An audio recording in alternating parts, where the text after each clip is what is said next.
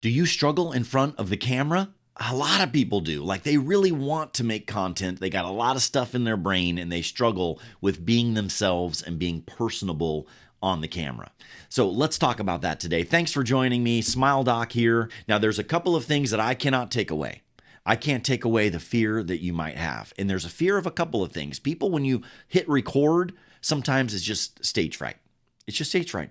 There's no one. I have a videographer that's here, but there's no one here. It's not like I'm doing public speaking. I'm doing private speaking. Okay, so if you have fear of private speaking, then that's one thing.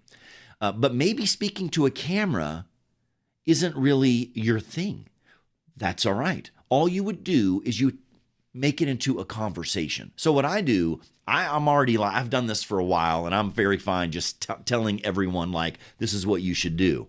But if you're not comfortable doing that, then let's have a conversation. If what I would do is I would probably have like my videographer sitting on camera or off camera.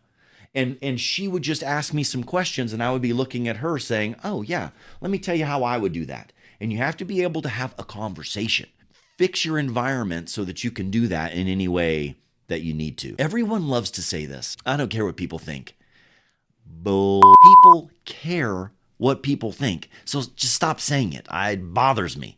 Now, there are certain things that I can't care what people think. Now, that I would believe. Some things I don't care. Like, I don't care what people think when they watch this video. I get hate all the time. You do open yourself up for vulnerability whenever you do this.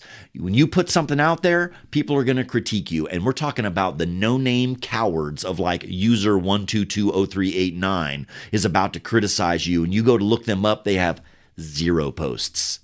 Haters are going to hate. The other thing that people fear is they really fear what their friends are going to think. Your friends are going to think what they think. The one thing that I know for sure, no one thinks about you as much as you think that they do. You start putting some videos out there, somebody's going to comment. Someone's going to send it to someone and they're going to like, can you believe this? That he's trying to be an influencer. She's trying to be an influencer. And it's funny because a lot of people made fun of me at first. Until now, they're saying, how do you do it? If you're going to invite people in, then you need to be committed. Why are you making the videos? If this is going to be your thing, it doesn't matter if you have 5 or 10 views. It just doesn't matter. One of them's going to get 100 views, and then you're going to go back to 5 or 10 views. That's just how it goes.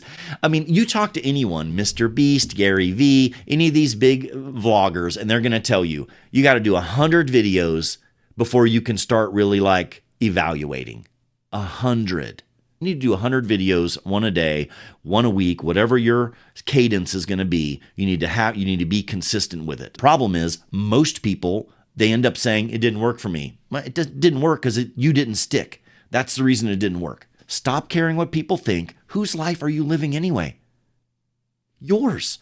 Most people aren't going to do it. They're going to maybe try and then they're going to quit like anything else. And that's okay. It's their life. They may not like it. Maybe it's too uncomfortable. Maybe it takes too much time. For whatever reason, they quit. But just don't let what other people think about you be the justification for you not doing it. Now, I can't say that every time I get in front of the camera, I'm confident. There are many times. We just filmed a video the other day and I got 30 seconds into it and I just stopped and I'm like, this just doesn't feel right. Like I don't feel connected. I don't feel like it's natural. And so we just cut it and we're like, we'll do it another day. We'll maybe work on the script a little bit, but it's gotta feel natural. So find a subject that you're comfortable with.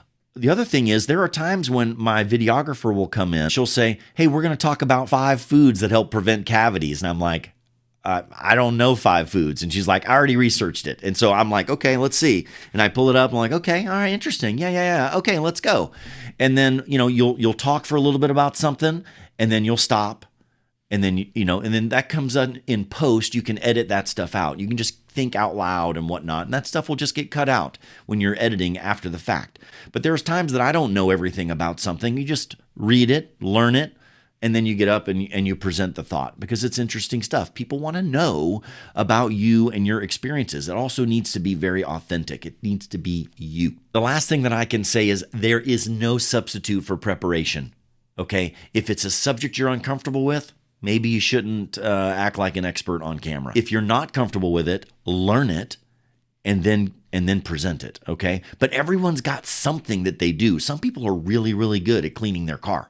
That's something that some people don't know how to do. Some people are really great at tile work in their home, you know, how to change tile out on a budget, or how to clean grout or something like that. Like, you've got stuff in here that you're good at, that you'd be very comfortable talking to people about.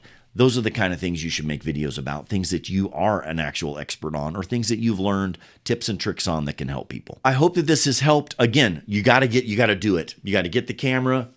Could just be an iPhone, that's fine, whatever you need, but you got to get the camera set up and you got to start talking. The more videos you do, the more comfortable you're going to be.